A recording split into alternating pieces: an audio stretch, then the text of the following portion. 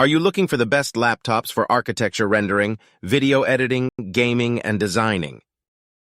Don't worry, because I have combined all those aspects and selected the best matches according to your needs. So there are four main components responsible for the functionality on a laptop.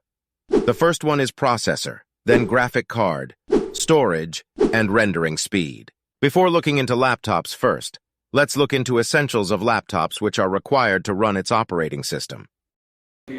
The first thing is processor. और जब हम processor की बात करते हैं तो basically there are two things, cores and threads. Cores and threads के basis पे आप जज कर सकते हो कि जो लैपटॉप है उसका प्रोसेसर कितना स्ट्रॉन्ग है and how good it will perform. Basically the more you have the course, the more you have the threads, the multitasking your laptop can do. Multitasking एक बहुत वाइटल रोल प्ले करता है. If you an architect, आप एक साथ 3 software चलाओगे या 2 software चलाओगे रेंडरिंग के टाइम पे, तो जब आप वो रन करोगे द मल्टीपल टास्किंग होगी वहाँ पे. और वो मल्टीपल टास्किंग को रन करने के लिए cores and threads are very vital. I would recommend कि 6 core and 12 threads should be there in your PC at any cost, because these are very mandatory while doing rendering, while doing architecture. Okay, so now come to the next point. Next point is clock speed and performance. The clock speed and performance plays a vital role.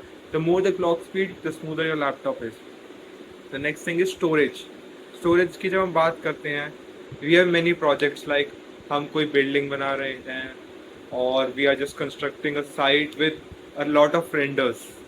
As an architect, आपको जब कोई site दी जाएगी तो आपको एक file के 3 renders मांगेंगे. अब रेंडर्स में चेंजेस होंगे तो फाइनल 1, फाइनल 2, फाइनल 3, फाइनल 4 करके आप बहुत सारी फाइल सेव करते हो ऑफ अ सिंगल साइट. एक सिंगल साइट के मल्टीपल रेंडर्स आते हैं, मल्टीपल आउटकम्स आती हैं, और एवरी आउटकम के साथ एक ही चीज़ बढ़ती है एंड दैट इज़ फाइल. और जैसे जैसे वो फाइल बढ़ती जाती है डाटा पाइलअप होते जाता है एंड उसके लिए आपको स्टोरेज चाहिए. तो स्टोरेज भी अच्छी चाहिए होगी. तो स्टोरेज हम कैसे जज कर सकते हैं? तो स्टोरेज 2 टाइप की होती है. स्टोरेज होती है SSD और HDD. SSD बेसिकली थोड़ी महंगी होती है as compare to HDD, but SSD बहुत फास्ट होती है, बूट स्पीड बढ़ा देती है. बूट स्पीड मतलब जब बैकअप स्टार्ट होता है तो उसकी स्पीड बढ़ा देती है. HDD फास्ट तो नहीं होती पर चीप होती है. पर वही है, जो चीज़ चीप होती है उसके साथ कोई ना कोई कॉन तो आता ही है. So basically that is the main thing कि जब HDD लेते हो सस्ती तो होती है but it is slower as compare to HDD, और वो बूट स्पीड बहुत ज़्यादा गिरा देती है. Okay, so now let's talk about graphic card. Graphic card it is one of the most important thing जब आप कोई लैपटॉप लेते हो. तो graphic card is when you are rendering something, you need graphic card to render it. It improves the quality of render, it improves the time taken while rendering a thing, or when you render a thing, it just sped up the process. It just speeds up the process and your render became more natural looking, or your render goes to the next level. That happens generally because of your graphic card. And there are many graphic cards like GTX 1650, GTX 1650 Ti, RTX 3050, 3050 Ti, RTX 3060, 3060 Ti. But basically GTX 1650 I won't recommend, but अगर costly आपका cost effective पे हो तो you could go with GTX 1650, और वो हम further video में बात करेंगे. The fourth factor is rendering speed. Rendering speed वैसे तो डायरेक्टली लिंक्ड है ग्राफिक कार्ड से, लेकिन रेंडरिंग स्पीड के लिए ज़रूरी क्या है, आप कोई भी लैपटॉप लेते हो उसके सिनेबेंच और गीकबेंच स्कोर आते हैं. सिनेबेंच और गीकबेंच स्कोर क्या होते हैं? हर लैपटॉप का एक सिनेबेंच स्कोर होता है और एक गीकबेंच स्कोर होता है, और उसके बेसिस पे आप ये चेक कर सकते हो कि लैपटॉप की रेंडरिंग क्वालिटी कैसी है. अगर लैपटॉप की रेंडरिंग क्वालिटी गंदी हुई, सिनेबेंच गीकबेंच स्कोर कम हुए, तो गो फॉर अनदर ऑप्शन, उसका कोई ऑल्टरनेटिव ढूंढो. लेकिन अगर उसकी गीकबेंच अच्छी हुई और सिनेबेंच स्कोर्स अच्छे हुए तो उसका रेंडरिंग स्कोर अच्छा है, तो you could go with that only. तो यही डिपेंड करता है कि आपको देखना है. So now let's dive into the laptops which are the top contenders.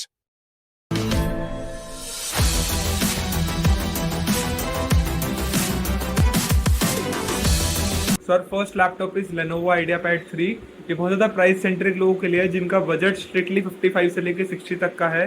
ये लैपटॉप स्पेशली उन्हीं के लिए है जिनको लैपटॉप चाहिए और उनका बजट टाइट है. इसके अंदर GTX 1650 आ जाता है जो सारे के सारे सॉफ्टवेयर रन करवा देगा, और ये सारे सॉफ्टवेयर रन करवा देगा without any problem, whether it be 3D Max, Revit, SketchUp, VRay, Lumion और जितने भी सॉफ्टवेयर है, एनस्केप, कोई भी सॉफ्टवेयर है उसको रन करवा देगा बिना किसी प्रॉब्लम के, क्योंकि इसके अंदर कैपेबिलिटीज़ है। GTX 1650 है, ठीक ठाक बढ़िया ग्राफिक कार्ड है और जो सारे के सारे प्रोसेसेस रन करवा देता है। ग्राफिक कार्ड थोड़ा पुराना हो गया है, 2021 का 2020 का लॉन्च था। लेकिन विद फ्यूचर अपडेट्स और ऑप्टिमाइजेशन से अपग्रेड होता रहता है। तो अगर आपका बजट टाइट है तो इसके साथ आप जा सकते हैं, लेकिन आई वुड रिकमेंड कि और एक ऑप्शन देखिए, आपको और कोई पसंद आता तो पुश करिए, क्योंकि लैपटॉप एक लॉन्ग टाइम इन्वेस्टमेंट होती है। अगर आप चाहें तो आप और अच्छे लैपटॉप पे भी अपग्रेड कर सकते हैं। वन टाइम इन्वेस्टमेंट होगी for the next 5 years 7 years, और आप टेंशन फ्री हो जाएंगे। बट स्टिल अगर आपका बजट अलाउ नहीं करता, no one can force you, और आप जा सकते हैं इस लैपटॉप के साथ। This is very good laptop. So इस लैपटॉप के कुछ कॉन्स भी हैं।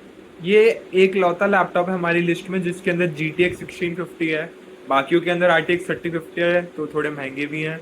ये इसकी बैटरी बैकअप बहुत कम है, बहुत हल्का फुल्का बैटरी बैकअप है, तो आपको चार्जिंग पे लगा के रखना पड़ेगा। लाइट वेट है, इसका बहुत बड़ा फ़ायदा है कि ये लाइट वेट है।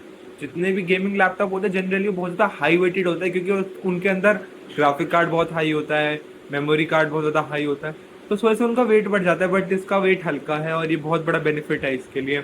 और उसके बाद इसका जो लुक है वो लेनोवो लीजेंड टाइप इंस्पायर्ड है, तो गेमिंग लैपटॉप खासा लगता नहीं। आप इसको बोथ पर्पज इसके लिए यूज सकते हो, प्रोफेशनल भी और गेमिंग भी, और इससे आप अपनी दोनों फैंटेसीज को पूरा कर सकते हो।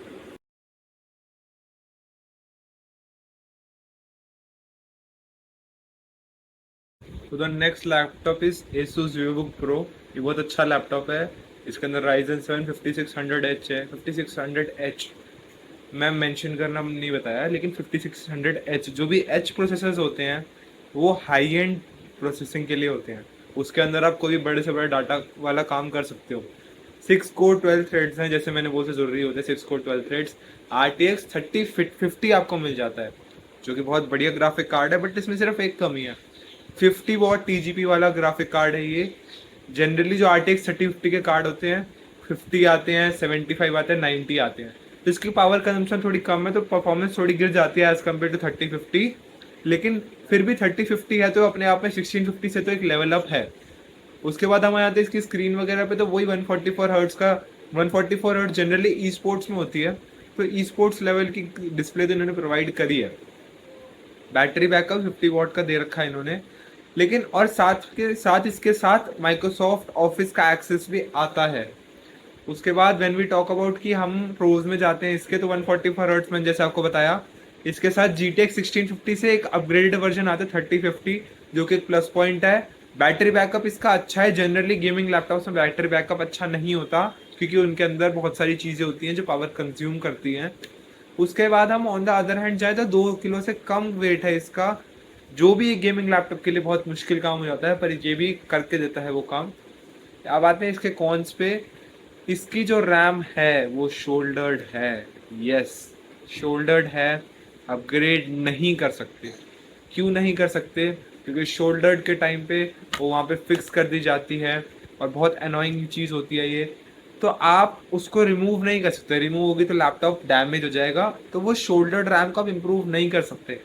और दूसरी बात, जैसे मैंने बताया कि RTX 3050 है, 50 वॉट TGP वाला, जो कि एक अपने आप में थोड़ा सा नेगेटिव पॉइंट है, क्योंकि इससे ऊपर वाले जो आगे वाले हैं उससे 75 है या फिर 95 है। तो यही है बस इसके कॉन्स और benefits.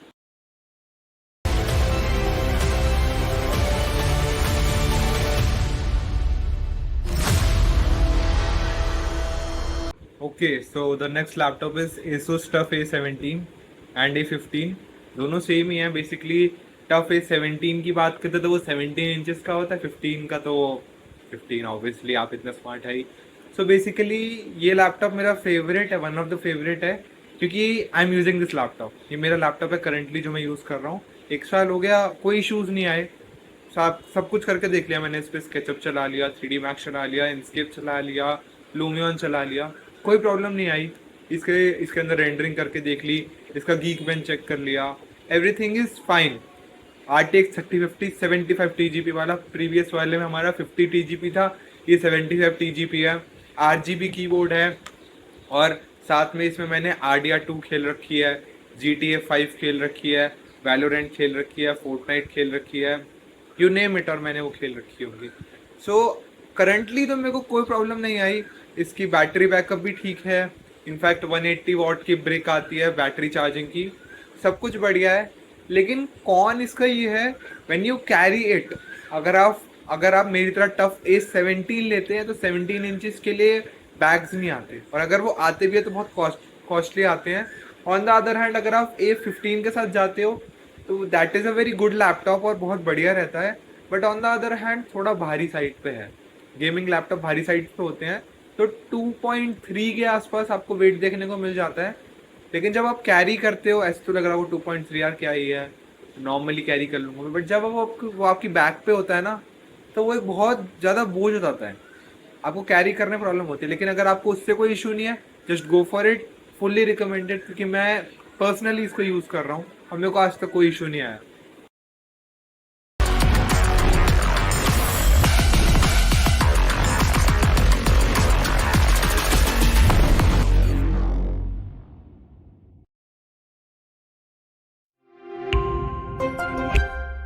So guys the next laptop is Acer Nitro 5। इसकी स्पेसिफिकेशन बहुत अच्छी हैं। इसके अंदर इंटेल कोर 12500 आता है, जो कि बहुत ही हाई एंड पीसी है। RTX उससे 5600H से कंपेयर करें तो उससे 10-15% का गैप है। लेकिन जब हम इसके ग्राफिक कार्ड की बात करते हैं तो RTX 3050 90 TGP वाला है। सबसे पहले वाले में हमारा 50 था, फिर 75 पे आया, अब 90 TGP RTX 3050 में one of the highest battery consuming होती है। लेकिन जो परफॉर्मेंस ये निकाल के देता है is one of the best इस प्राइस सेगमेंट्स में। और उसके अलावा ये बैटरी बैकअप भी इसका क्वाइट अच्छा है, और हाइब्रिड आर्किटेक्चर पे है ये, क्योंकि जो इसके जो कोर्स और थ्रेड्स, जनरली क्या होता है, कोर्स और थ्रेड्स हमारे प्रोसेसिंग के लिए यूज़ होते हैं कि मल्टीपल टास्किंग कितनी कर सकते हो। तो जनरली जो हमारे कोर्स होते हैं थ्रेड्स उसके डबल होते हैं, बट इसमें क्या है, उतने रिक्वायर्ड कोर्स तो हैं ही। ऑलरेडी हमारे को 12 कोर्स होते हैं टोटल, हमारे को 6 तो गिवन ही है, 4 ई कोर्स हैं, 6 पी कोर्स हैं। तो उससे क्या होता है, हमारा जो मल्टीटास्किंग होती है वो एक लेवल और ऊपर चली जाती है। अब डिस्प्ले तो इसका क्वाइट गुड है, 45% NTSC, जो कि सब में को नॉर्मल मिलता है। लेकिन इसमें बेनिफिट्स क्या है, एक तो RTX 3050 90 TGP वाला मिलता है, एक तो 12500H मिलता है, जो कि बढ़िया है एज कम्पेयर टू 5600H, जो कि हमको पिछले टफ में मिल रहा था। अब बात क्या है, बैटरी में कभी कभी ये मुश्किल देने लग जाएगा, क्योंकि देखो दोनों चीज़ें हाई कंजम्पशन वाली हैं। RTX 350 है 90 TGP वाला, उसके अलावा इंटेल का प्रोसेसर है, इंटेल का प्रोसेसर हाई डिमांड करता है। अगेन मैं आपको ये बताऊंगा कि अगर आप राइजन पे जाते हैं तो राइजन एक ऐसा जगह है कि जो थोड़ा सा पावर कंजम्पशन को बचा लेता है, लेकिन इंटेल ऐसा है, इंटेल एक स्टैंडर्ड है जो अपने इसने एक बेसलाइन सेट करी हुई है कि मैं तुम्हारे को हाई परफॉर्मेंस दूंगा, सो मेरे को उसके लिए कंजम्पशन लेगी, बैटरी लोड लगेगा। तो बैटरी लोड सप्लाई करने के लिए आपको बैटरी में तो थोड़ा बहुत कॉम्प्रोमाइज़ करना पड़ेगा, दैट्स इट। और गेमिंग लैपटॉप का करना ही पड़ता है। लेकिन अगर आपका बजट है तो जस्ट गो फॉर इट, 75 से 80 के आसपास आ जाएगा। अगर आपका इतना बजट है तो Acer Nitro 5 आपके लिए बेस्ट रहेगा। हाँ, बस आपको अगर वेट से दिक्कत ना हो, क्योंकि ये 2.5 से ज़्यादा है, 2.5 kgs। 2.3 Acer स्टफ है, वो मेरे को उठाने में थोड़ा सा भारी लगता है, तो उससे भी ज़्यादा है। लेकिन अगर आपको लगता है कि आप हो body builder, just go for it then.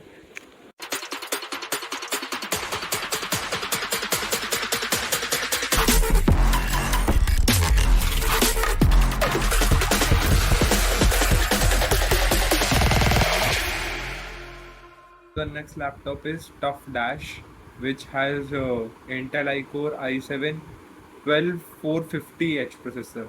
ये पिछले वाले से 12500 से थोड़ा सा वीक है, मतलब 5-10% का गैप होगा, क्योंकि ये थिन सीरीज़ में आता है। थिन सीरीज़ में आता है लैपटॉप, ये पतला होता है और ईजी टू कैरी बनाने की कोशिश करते हैं।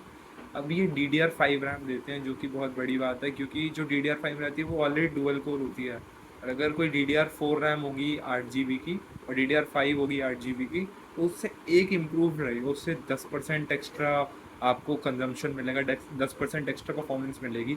तो वो DDR5 वाली रैम है, वो जो दोनों का गैप था ना बीच का, जो पिछला वाला और इसमें था, वो कवर कर लेती है। 144 हर्ट्ज़ की आपको रिफ्रेश रेट की स्क्रीन मिलती है, ई स्पोर्ट्स वाली, ई स्पोर्ट्स लेवल की 144 हर्ट्ज़ की।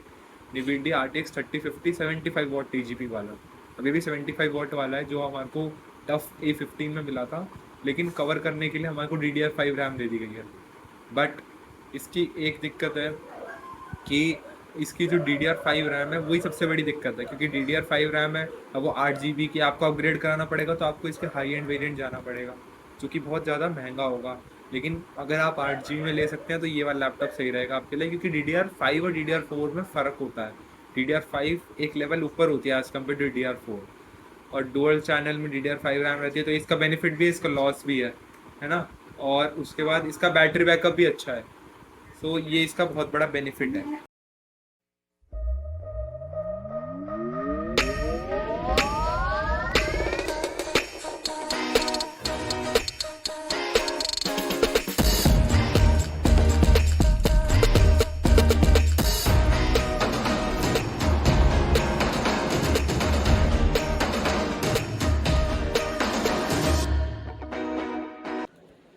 So, the first benefit while opting for a MacBook is its ecosystem.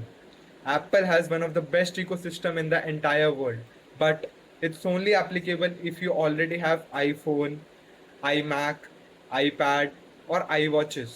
If you don't have that stuff, you could easily go for Windows. But if you have that and you are a rich kid, you could easily go for the iMac because it has many features like sliding from Mac to directly to your iPad to directly to your watch. You could easily copy text from Mac to directly to your iPad. That is one of the best feature you could ever ask for.